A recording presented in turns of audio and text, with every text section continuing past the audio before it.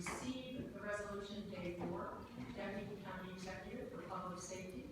If Dave could come on down, but I would ask if those who are here and have joined Dave Moore for this proclamation, if they would like to come down at this time, and they would stand on either side of the dais.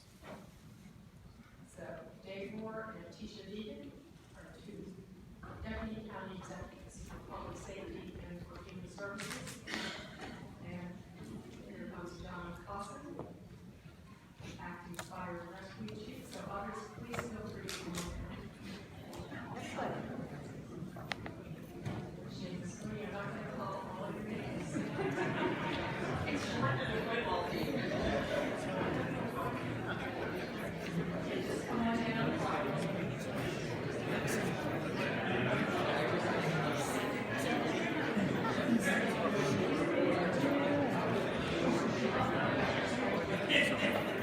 There's the rest of our peeps. Is that coming down? It's going to come up with that.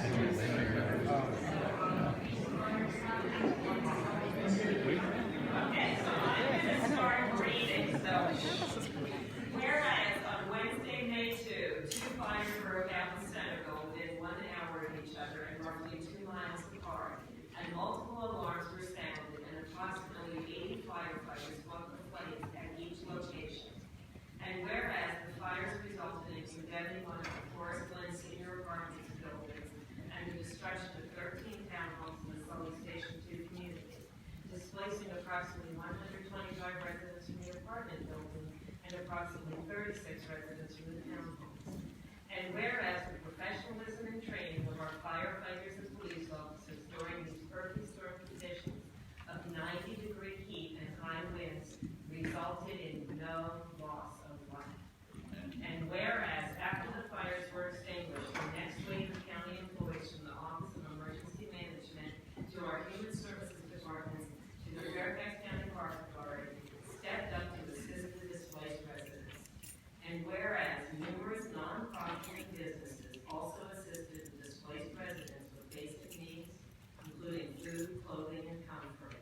Now, therefore, be it resolved that the Fairfax County Board of Supervisors, on behalf of all residents of Fairfax County, does hereby recognize the outstanding Fairfax County employees and nonprofit groups for their incredible service throughout this extraordinary event. I so move. Second, discussion on the motion. We'll start with Supervisor Smith. Okay, so I'm going to read this, and I'm going to start out saying, I know that somebody's going to be left out of this. The community came together in such an incredible way. So I'm going to start. On Wednesday, May 2, two fires broke out in Senegal within 1 hour of each other and roughly 2 miles apart at the Forest Glen Senior Apartments and townhomes from the Sully Station 2 community. There was also another fire close by at a bank in the Fair Lakes area. The Fairfax County Fire and Rescue Department responded with numerous firefighters, but ultimately additional resources from 9 surrounding mutual aid partners were required to battle the blaze. In addition to the firefighters, the police department, animal protection police, sheriff's department, and the Department of Public Safety Communications assisted in directing traffic around the scene, evacuating residences, helping homeowners with pets, and coordinating communication among all of the first responders. Once the fires were extinguished, the heavy lifting continued. The Office of Emergency Management jumped into action to assist the approximately 125 displaced residents, the majority of them from the Forest Glen Senior Apartments. County agencies such as the Department of Family Services, Neighborhood and Community Services, Housing Department, and the Health Department assisted in providing temporary shelter, food, medicine, and clothing, as many of the residents lost all of their belongings in the fires. The Fairfax County Park Authority assisted greatly by providing the cover on recreation center as an emergency shelter, while also keeping the recreation center open to the public. And this all happened so quickly. It was incredible. The Office of Public Affairs assisted in pushing out information about the incident and about how and where citizens can donate to the displaced residents. And we had an incredible spreadsheet with all of the people that donate. Well, not all of the people, but many, many people who donate from the community. In addition to the county agencies that assisted, numerous nonprofits and businesses provided services and items to help and comfort the residences. The Red Cross was on the scene shortly thereafter, working with OEM Other organizations such as Volunteer Fairfax, Western Fairfax Christian Ministries, Korean Central Presbyterian Church, St. Vincent de Paul Society of St. Timothy's Church, the Knights of Columbus Father Nutt Council, and the Dulles Chamber assisted in organizing donations for the displaced residents. Numerous chaplains provided comfort to the residents during this very trying time. So many businesses and residents also assisted with monetary donations and goods to help the victims of these fires. We also needed translation because many people spoke Korean. Dan Relief from my office helped with that. This was truly an incredible response to a horrific situation, and everyone involved performed admirably, working tirelessly throughout many long hours and days to aid the citizens of Fairfax County.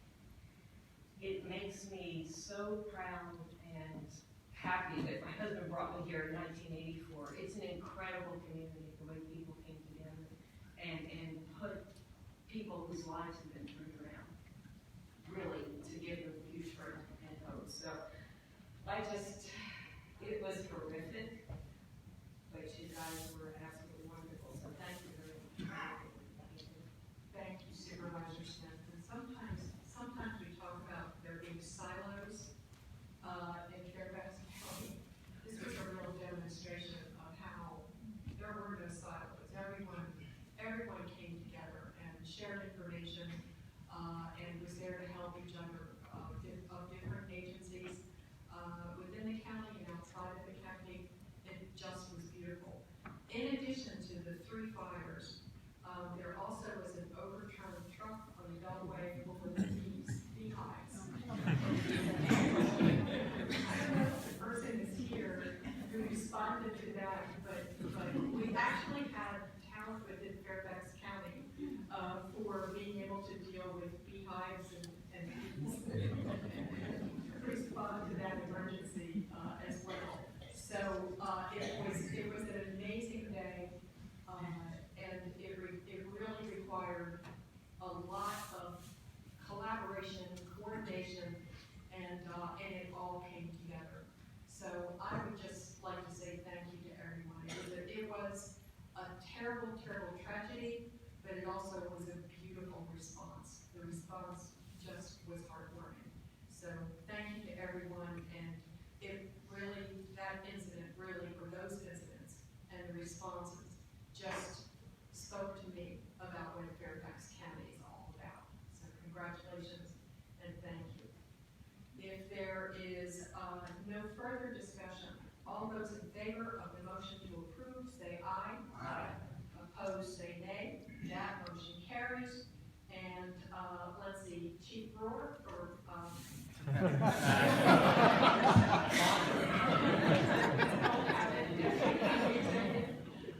Brewer and then Tisha Deacon are here to receive.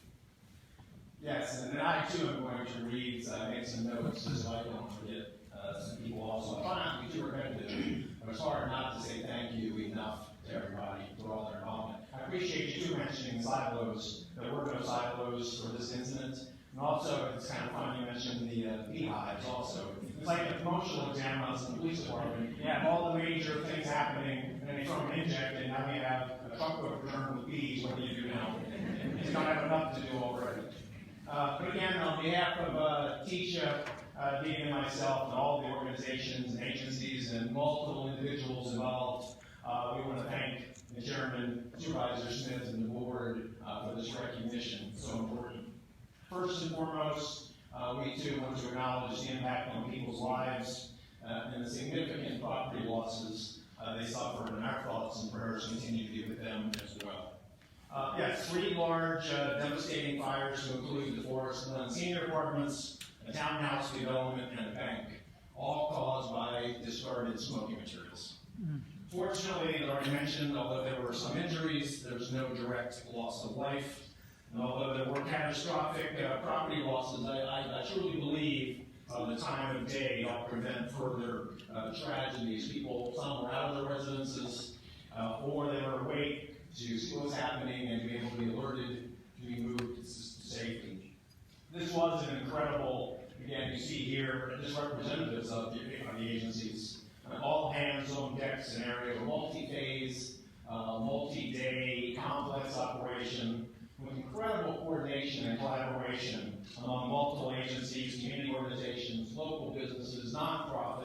volunteers, the faith community, elected officials, and as mentioned, a truly caring and engaged community, all deserve recognition. In brief, there were different phases: response, sheltering, and the intensive follow-on efforts that help find people either transitional or permanent housing. For the response to 3 large-scale, almost simultaneous fires, the men and women of the Fire and Rescue Department faced a unique and daunting challenge, but they performed well, as they always do. And you mentioned, this really highlights the large scale of this, with at least 9 mutual aid localities coming to assist. The coordination behind the scenes by the Department of Public Safety Communications, a critical member of our public safety team, was also instrumental. At the fire scenes and beyond, days beyond, the police, to include animal protection police officers, the Sheriff's Office, Office of Emergency Management, the Red Cross, the Department of Animal Sheltering were all engaged and in support. Even the Department of Public Works and Environmental Services came in the aftermath of the fires to provide some large equipment to help make the scenes more secure and safe. With approximately 161 persons displaced, the majority from the senior apartments with unique needs, it was determined the shelter was needed. And as already mentioned again, the Park Authority, particularly the Cup Run Rec Center staff, stepped to the plate. The majority of those displaced needs not only temporary shelter, but transportation, food, medical assessments and replacement medication, clothing, and emergency funds. For the sheltering operation, the Red Cross did their usual good work with full support of the equipment and volunteers provided. Along with OEM, the Departments of Family Services and Neighborhood and Community Services, to include Fast Strand and their coordinated services planning, had lead roles at the shelter, with caseworkers assigned to start assisting those displaced. I have to call out the Health Department for their team and their efforts at the shelter in the early hours in the first few days, provide medical assessments, medication, and to help persons secure replacement medication. They were instrumental in those first hours and days at the shelter. At the shelter, many of the persons who were displaced also took advantage of the community chaplain corps and the Community Services Board crisis response team. Red Cross therapy dogs were also on site, and people went talking and playing with dogs, petting dogs. Community support was tremendous. Volunteer Fairfax, Office of Public-Private Partnerships, Office of Public Affairs, supported by a large network, as already mentioned by Supervisor Smith, community organizations, local businesses, and the faith community, led the effort to solicit and manage donations. The Virginia Department of Emergency Management also offered support, and as many persons had lost either their driver's license or identification cards, which were required to try and either find some services, get hotel rooms, whatever it might be, DMV responded to the shelter for 2 days with one of their mobile units. Very helpful. Within a few days of being in the shelter and wanting to move persons to more private and comfortable lodging, in coordination with and support from the property management company at Forest Glen, we were able to move persons to several local hotels. The efforts again did not start or end there.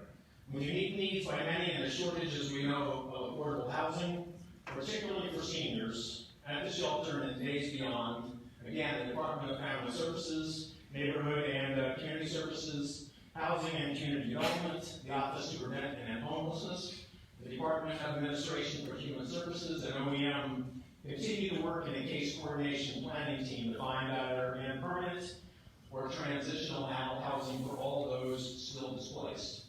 Slowly working down the list, right up through almost the end of June, still working on that.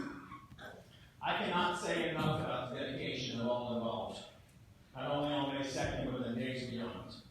As I made the rounds to the hotels on weekdays and on weekends, even on Mother's Day, caseworkers were there supporting all that needed services, often going above and beyond their duties and responsibilities, working beyond their scheduled shifts. On the one to my left here who did that quite often. Many of the displaced persons were Korean, and again, we want to thank the Korean Embassy for their support and assistance, as well as the annual leave and Supervisor Smith's office. In closing, just to speak from the heart, professionalism, we speak about courage we speak about quite often, as we should, but also, just like Supervisor Smith did, I truly want to highlight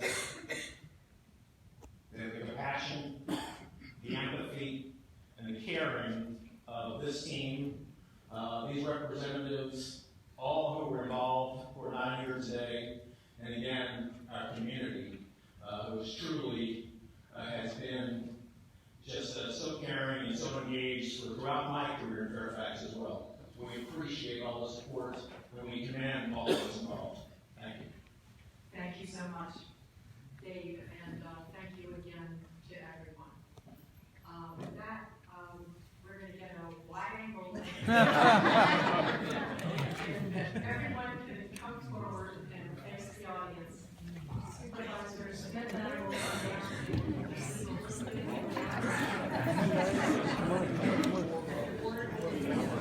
come down.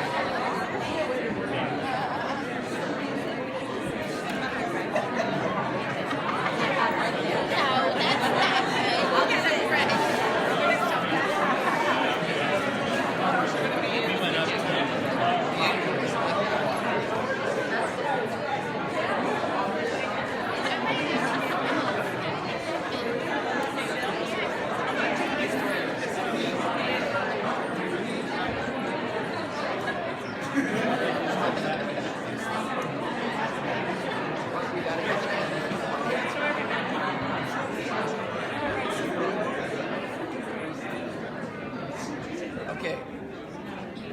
Tighter. Okay, everybody.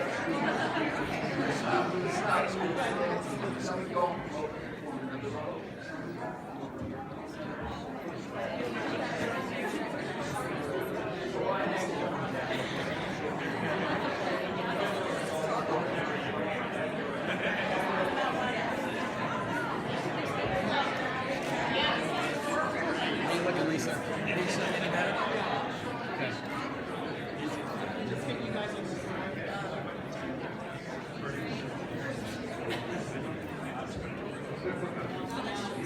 You want to raise the hand, Lisa?